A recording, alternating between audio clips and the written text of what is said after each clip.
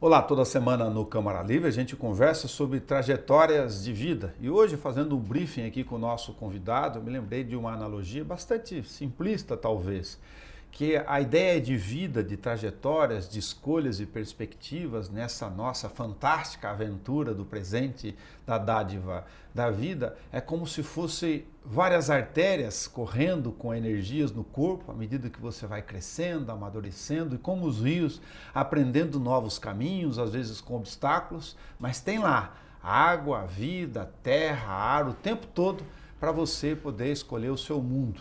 E de vez em quando você vai para Cusco, de vez em quando você volta para Bauru, por hora você está em Campinas, por hora você vai para Damantina, você está em São Carlos e você está o tempo todo sendo este cidadão desta história da vida.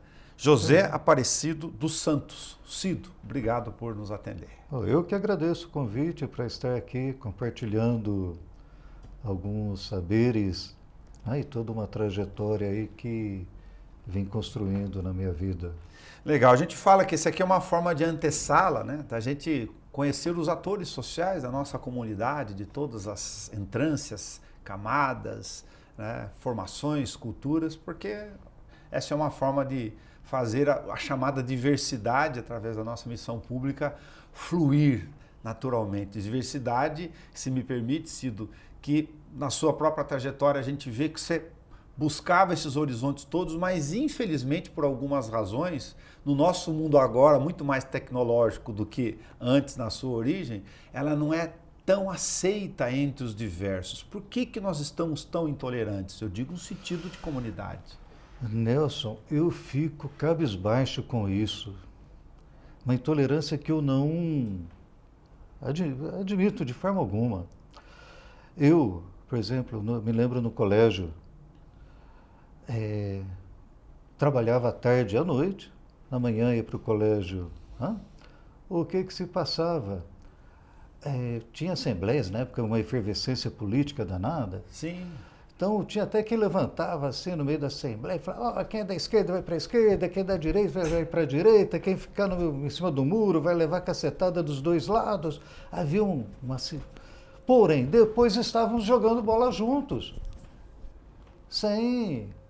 E hoje eu fico até, preocupado. Se você montar um time simbolicamente de vermelhos e escolhe uma cor e azuis, danou-se, sai tijolada para todo lado. Se é que o jogo termina, né? Se o jogo termina, pois é. Então, isso aí você coloca até no seio das famílias, né? Amizades, que parece que as pessoas não estão sabendo diferenciar, né? O relacionamento fraterno, pessoal, com um posicionamento político, ideológico. Uma memória afetiva de infância. Todos temos um gosto, uma passagem, um som, um ruído, um fato, que por alguma razão, em algum período, não sei se da primeira, da segunda infância, quando a gente olha para o tempo, nos marcou. É este fato. Olhando a partir de 1962, aquele pequenino filho do seu João com a dona Isabel, vendo aquele povo todo na rua, 62 o país, aí tinha 69 o ano que dizem que não terminou, segundo Ventura, enfim, você está nesse ambiente e lá em Campinas olhando para esse mundo. Qual é a sua memória afetiva de infância? Olha, aí eu tenho umas coisas que depois, quando mais maduro, entendendo das coisas, que eu consegui ligar tudo e ver, né? Por exemplo, eu tinha vizinhos sindicalistas, sendo preso, a polícia indo buscá-lo. Esse menino olhando na janela, lá, o quietinho, fica quieto aí. Exatamente. Isto é um fato. Compreender isso no mundo depois, né? Por que estão levando o vizinho?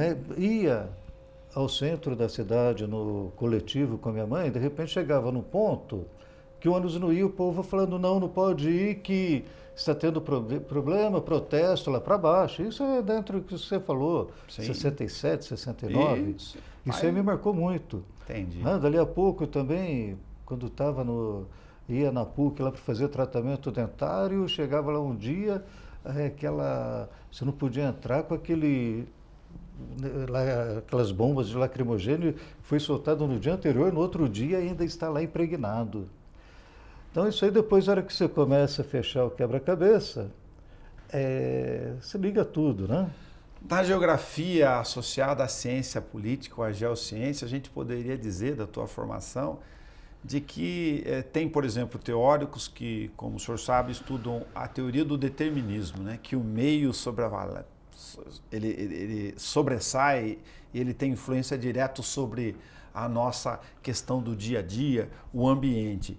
E a própria vida mostra que isso nem tanto é verdade, senão todos os meninos que estão no tráfico de droga na periferia estariam condenados a fazer essa repetição, embora o ambiente esteja um peso enorme. Lógico que eu estou fazendo essa pequena analogia e recorte para dizer o seguinte: no ambiente do colégio seu, em função desse período histórico, isso tinha ali uma efervescência natural. Por isso o movimento de estudante da época, acompanhando quem está nos assistindo agora, para entender com aquilo. Eram bolhas o tempo inteiro. Era bolhas, bolhas, bolhas. Bom, só voltando um pouquinho que você falou das crianças, né?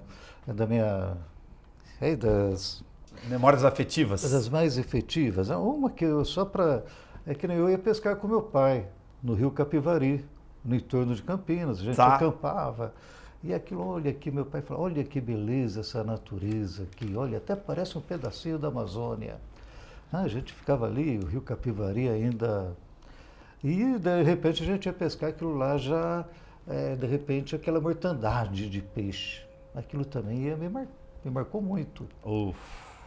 Essa Rio Capivari. Tem ideia agora, só para demarcar o tempo, início de 2024, se o Capivari tem tanto peixe assim? Não, não tem. Tentando não respirar. Tem. Uma que está foi assim, retilinizado, né?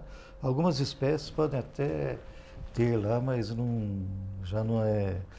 Mas a gente era para diversão mesmo, né? Diversão, lazer, né? Acampar. E fiz muito virado de lambari. Isso, ali na baciada, no riozinho. Bem isso riozinho mesmo. Do Jura, da minha cidade, do Taquari.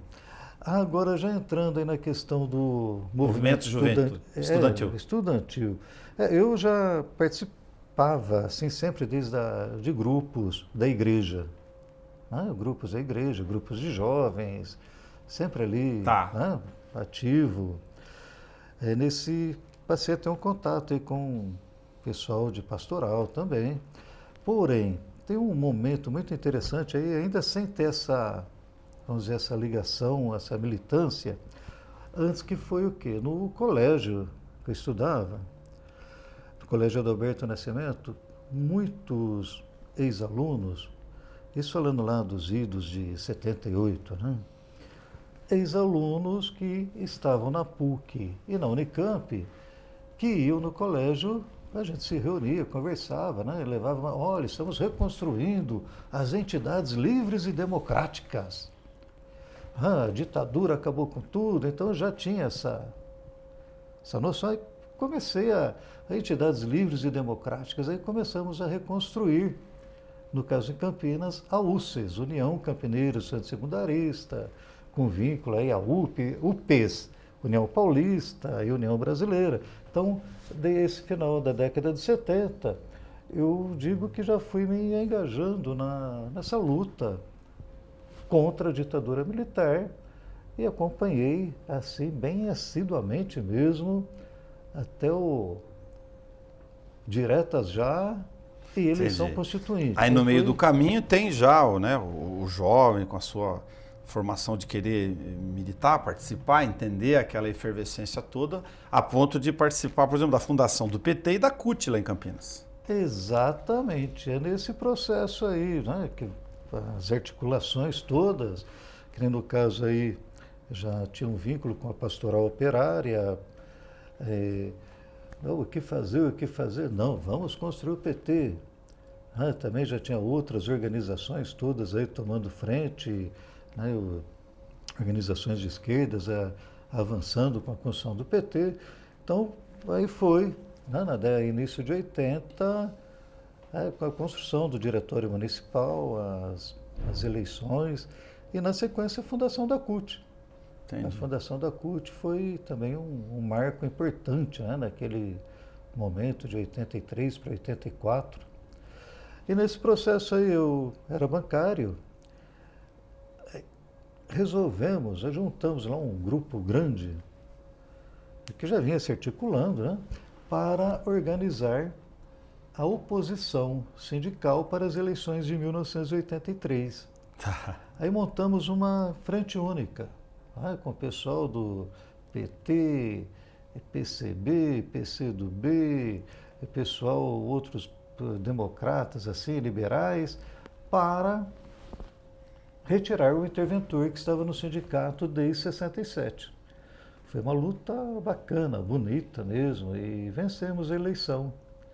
Vencemos, aí deu para esse processo aí de, vamos dizer, logo na sequência, efervescências de oposições sindicais, diretas já, construção da CUT, então foi muito bacana. E ali em Campinas tínhamos o Sindicato dos Petroleiros, o senhor Jacob Tar, que era grande liderança. Então era um vínculo bem bacana. Campinas, ABC, São Paulo. Conheceu o Jacob Tar? O Jacob Tar, conheci muito bem ele quando ele ganhou a eleição em 88 em Campinas. Estava estudando em Rio Claro, ele me chamou para fazer parte da administração. Eu pensei bem, falei, olha, creio que é melhor eu acabar meu curso superior. Você já estava fazendo geografia em Rio Claro? Rio Claro, exatamente. Vou concluir meu curso, que aí eu sei que tenho uma estabilidade, uma profissão, e se eu vou para um mandato, aí o mandato acaba, a gente não sabe o que vem depois, então eu optei por terminar o curso. Porque ainda estava lá em Rio Claro, Campinas. Eu me recordo aqui, lógico, falando como coisa política, eu fiz muita entrevista com o Quércia. O Quércia tinha uma bronca de jornalista, ele tinha, um determinado período, ele dominou a imprensa, antiga impressa, né? Sim. De Campinas inteiro. O Jornal Diário do Povo era dele. Gigante e tal. O Jornal Diário do Povo era dele. O Quércia era durão com o jornalista. Já, felizmente ou não, enfim, tive que durante a profissão bater boca nele. Eu lembrei do Quércia, que o Quércia na área de comunicação tinha aquela mão de ferro dele, né? Tinha sim, dominava tudo. Opa. Por que geografia naquela circunstância? É muito interessante, meu caro. Porque naquela circunstância, eu pensando o que fazer, o que estudar, né? Aí, de repente, tinha uma namoradinha minha que começou a fazer geografia na PUC. Começou a fazer geografia, mas ela ficava brava, que ela gostava muito assim dessa questão da natureza. A natureza. E na época muitos exilados aí, geógrafos, estavam voltando, e tinham textos lá de Milton Santos, Rui Rodrigues. Né? Então, esse pessoal, ela fica. Eu me lembro que uma vez a gente saindo, ela brava, não, mas entrei para ver questão de natureza e os povos só falam de política e tal, questão.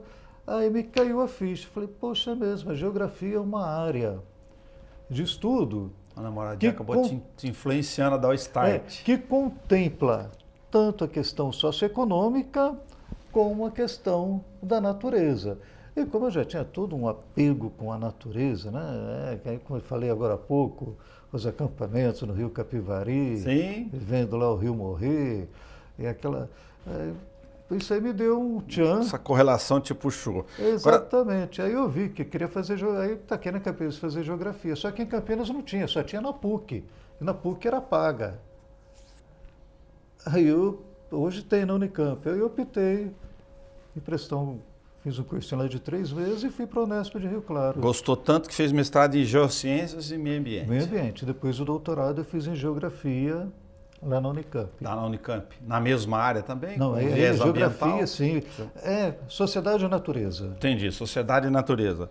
Agora, se for fazer a análise do uso do solo da bacia do rio Uatanai, Cusco, em Peru, não tem jeito, tem que te perguntar o Peru na história aí, pelo menos para saber o que deu o Peru. Pois é, não, aí tem todo... Podia fazer do rio Capivari, vou brincar aqui do Paranapanema, do Tietê...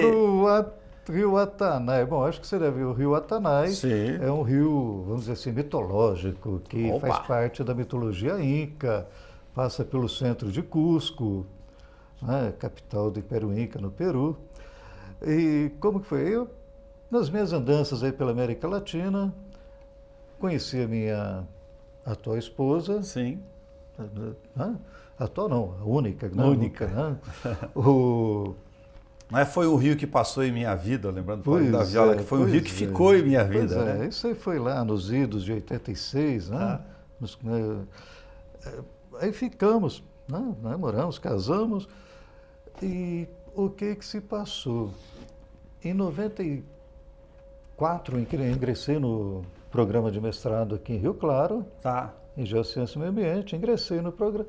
Só que a ideia era fazer um estudo aí do Ribeirão Quilombo, em Sumaré, que passava no fundo dos assentamentos do Sem Terra, os grupos lá do... Aí, só que nesse processo, fomos passar umas férias no Peru, abriu um concurso em uma instituição ambientalista chamada IMA, Instituto Manejo de Água e Meio Ambiente. Tá. Eu cumpri todos os requisitos, me apresentei. E me contrataram. Que legal. Aí falei com o meu orientador aqui, ele conhecia, ele falou, transfere. Você foi para lá? Fomos para lá, ficamos lá em 95, parte de 96, aí voltamos.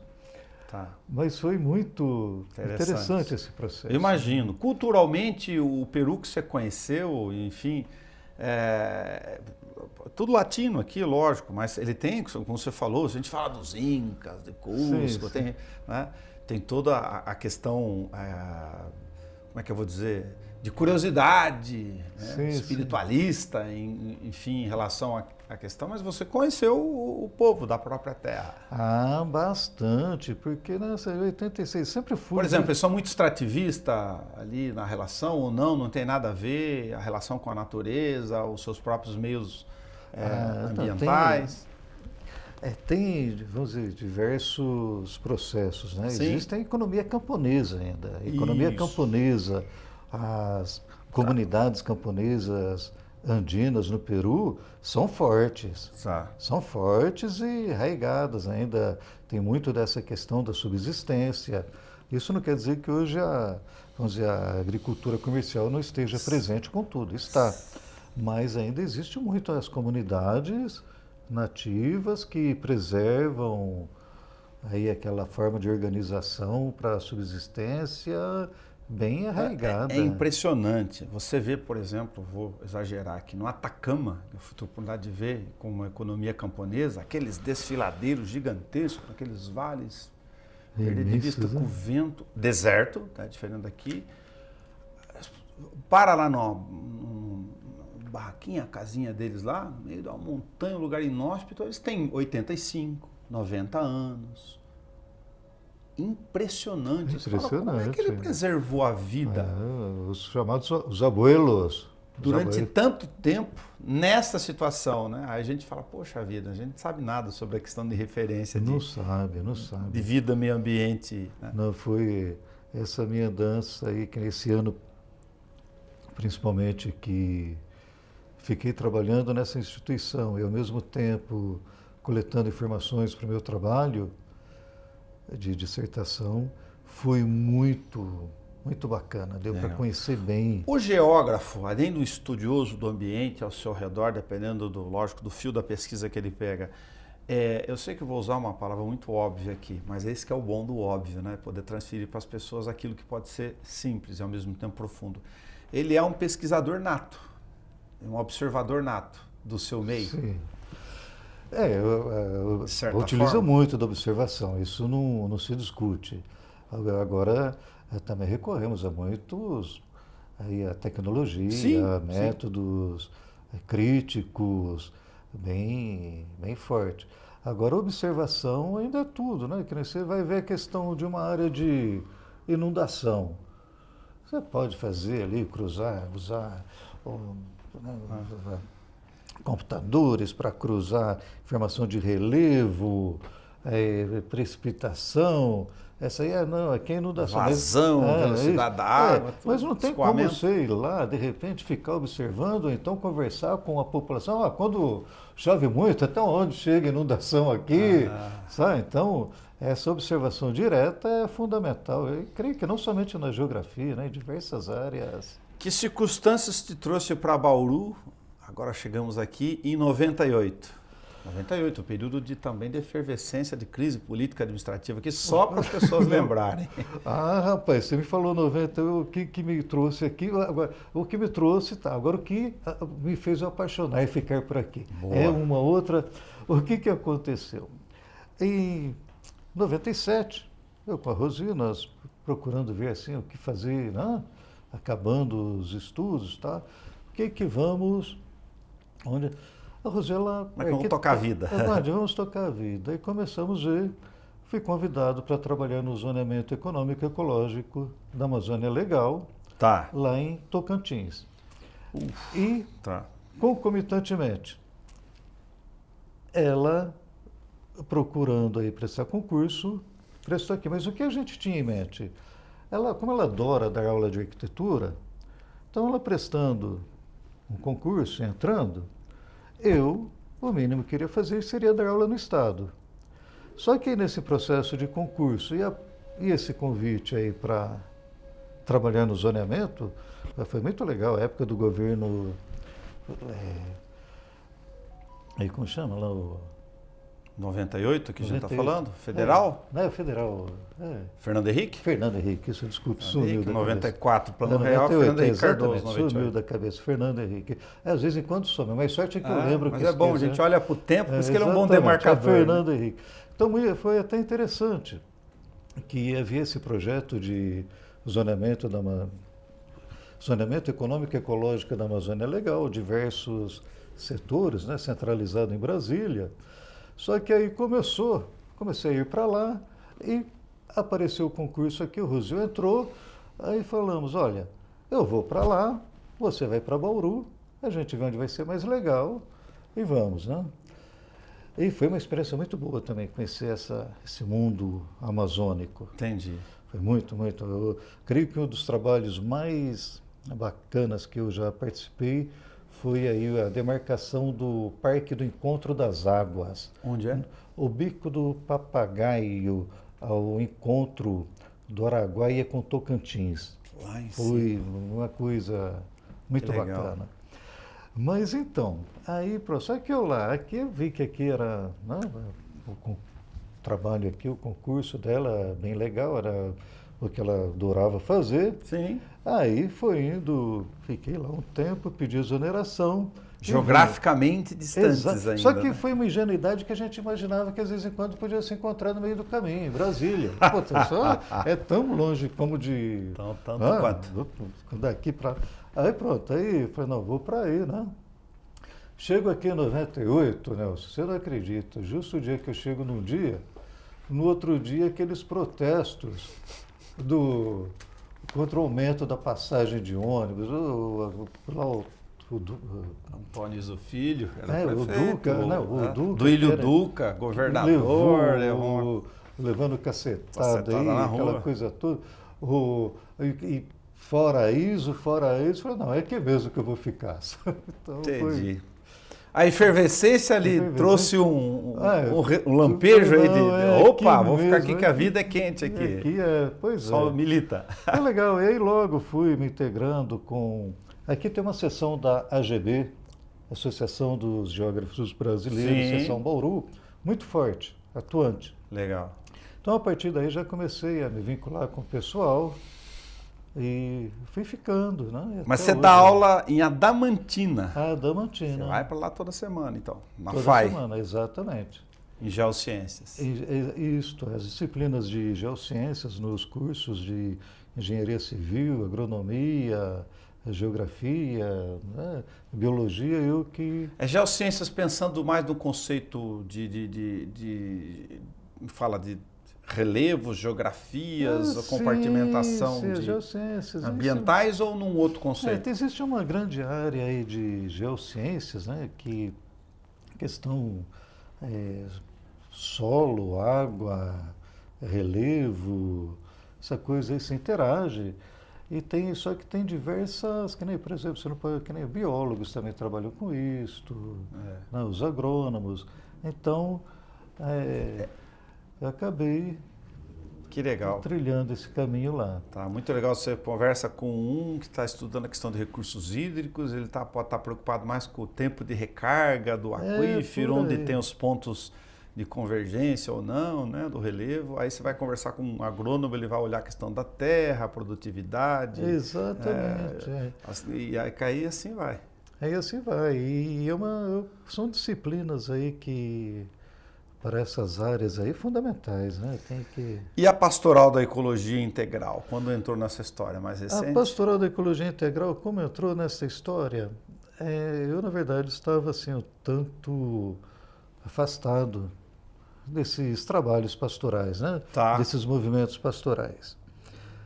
E, de repente, chegou, como eu participo do Comitê de Bacias do Rio Aguapeí e Peixe, lá representando a faculdade, Sim. chegou um e-mail do pessoal da Regional CNBB Sul 1, convidando para oficinas para discutir a questão da água no Estado, frente à encíclica papal Laudato Si, né? Louvado seja, que trazia essa problemática. Falei, poxa, que bacana, vou ver, vou procurar participar disso aí. Aí nisso fui procurar aqui as autoridades eclesiásticas aqui de Bauru. Diz, olha, não tem ninguém aqui participando dessas oficinas, vá participar. Aí comecei a participar das oficinas, interagindo, vendo essa questão conhecendo mais a encíclica e a importância de construir esse trabalho pastoral integrado, tanto no campo social como ambiental, né?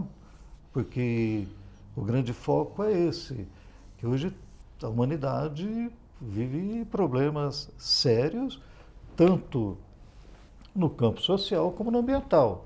Porém, se você se preocupar somente com o social e deixar o ambiental de lado, não vira nada.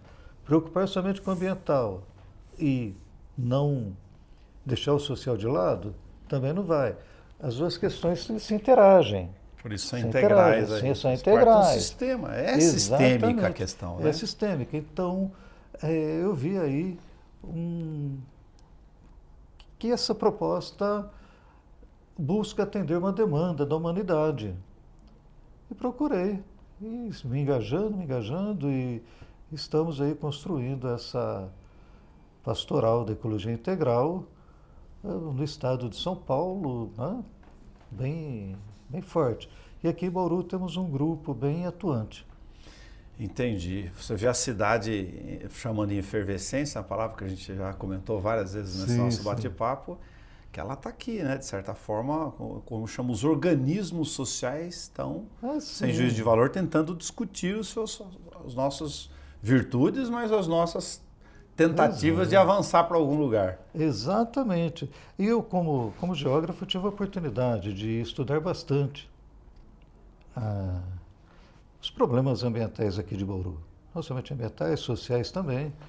O meu doutoramento teve um tema muito enfático, né? Tá.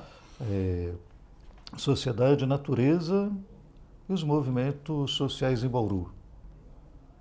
Então foi bem legal, deu para conhecer bastante o histórico aqui da cidade, é bem forte mesmo, né? Sempre... Antes da pandemia, só para fazer um recorte, eu cheguei a fazer uma matéria grande, enfim, para o jornal local aqui, Jornal da Cidade, onde eu trabalhei durante muito tempo, que teve num determinado momento, por várias razões, uma política em função até das consequências, eu digo, da repercussão do Minha Casa Minha Vida, né, e da questão da terra, da reforma agrária, ainda governo Lula e tal. Chegou no final, ali próximo de 2017, 2018, nós tínhamos aqui, comparativamente em número de famílias assentados ou em situação precária por regularização fundiária, proporcionalmente igual ao que o grande movimento popular agrário que fala o Estado de São Paulo, que é o Pontal do Paranapanema.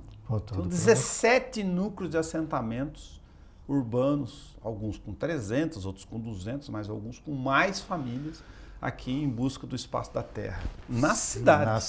Na cidade. E ela não se deu conta disso, porque ela não não tem Não estrutura tem. para tanta coisa. E hoje Bauru ainda tem um dos maiores acampamentos urbanos do estado, está aqui.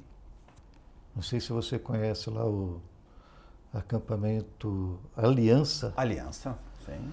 É forte, Sim, forte. sim. Tem com 400 famílias, ou seja, no mínimo aí 1.200 pessoas. E numa situação bem precária. Bem precária. Precária. Fora os deslocamentos, né? Você pegar Piquete 1, Piquete 2, Vila Cristiana, Primavera, ali aquela região, que tem centenas de famílias ali que foram deslocados pelo próprio poder público de assentamentos precários, né? É brincadeira, não é? Não, Bauru tem uma dívida muito grande com os excluídos da cidade. Tem uma dívida e coisa que não é coisa de outro mundo, né? Não dá para imaginar em pleno ano aí 24, início do terceiro milênio, esse tipo de coisa, né? Estamos no planeta Terra. Não ter terra para construir casa para essas pessoas. O acesso à terra aqui é complicadíssimo, né? Em particular, caro. É caro. Não ter terra para fazer assentamentos, para. Alguma coisa está errada. Agora, essa é uma conta social de um caldeirão que às vezes a gente não sabe dimensionar, né? O senhor esteve aqui na sessão por várias razões, aí a questão do esgoto, ou seja, nos grandes temas, uma hora a gente vai, falando como sociedade, retardando tanto ou jogando tantos aqueles que estão na borda para fora do anel social que o caldeirão estoura. Pois é. Né? Enfim, a literatura, no sentido teórico, aí nos ensina aos montes isso, né? Não dá para ficar sempre fazendo um processo de exclusão. Sim, exclusão. E fica uma coisa, parece que a sociedade tapa os olhos com a peneira, né? Parece que não enxerga que está aí uma coisa dessa. E lhe digo uma coisa, frente a essa situação, a gente fala muito de governo federal, essa coisa toda, mas os governos municipais têm muita responsabilidade frente a isso aí. Sim. Tem, porque daria para buscar alternativas. Existem alternativas. Basta arregaçar as mangas e tomar o papel assim de liderança para resolver essa situação. José Aparecido Santos, muito obrigado por ter vindo aqui, bater um papo com a gente. A gente fala que é sempre uma conversa pessoal, intimista, na sala, uma forma de aproveitar esse espaço que também é público, que é comunitário. É lógico. De a gente conversar com as pessoas assim, de forma tranquila. Eu agradeço, Nelson, o convite, né? Porque, queira ou não queira, estamos aí atuando, procurando, não se sendo aí neutro frente a tanta situação desagradável. Então a gente procurando ter uma participação na vida, um apoio aí aos movimentos sociais, é uma forma de ter uma praxis muito ativa. Não adianta você ter teoria, ter um grande embasamento teórico e não ter uma praxis buscando aí alterar essa realidade socioambiental. Obrigado. Eu tinha uma bronca muito da universidade, ser unespiano como eu, de falar para eles, olha gente, tudo bem, acadêmico, que é um movimento, né, de aprendizado, experiências. A universidade é um grande laboratório, no mínimo, de formação humana nas áreas de ciências. Só que se a gente não correr fora da célula, fica aqui. E eu não me incomoda ficar isso na prateleira. Não, antiga. não dá. Tem que ir lá para o mundo real, né? Tem que ir para o mundo real. Legal. Estou muito grato mesmo, viu? Imagina. Eu fiquei bastante contente do seu convite. Obrigado. José Aparecido Santos conversou com a gente no Câmara Livre e você já sabe, a gente conversa toda semana para fazer com que essa ideia de comunidade seja discutido como a gente falou aqui, né? Nós estamos no mesmo patamar, na mesma luz com os nossos aprendizados, luz no sentido técnico, plástico, e luz no sentido de tentar olhar para o outro em cima das nossas eventuais diferenças, das nossas convergências e virtudes, porque o mundo é uma escolha. Que bom. Muito grato, meu caro. Obrigado.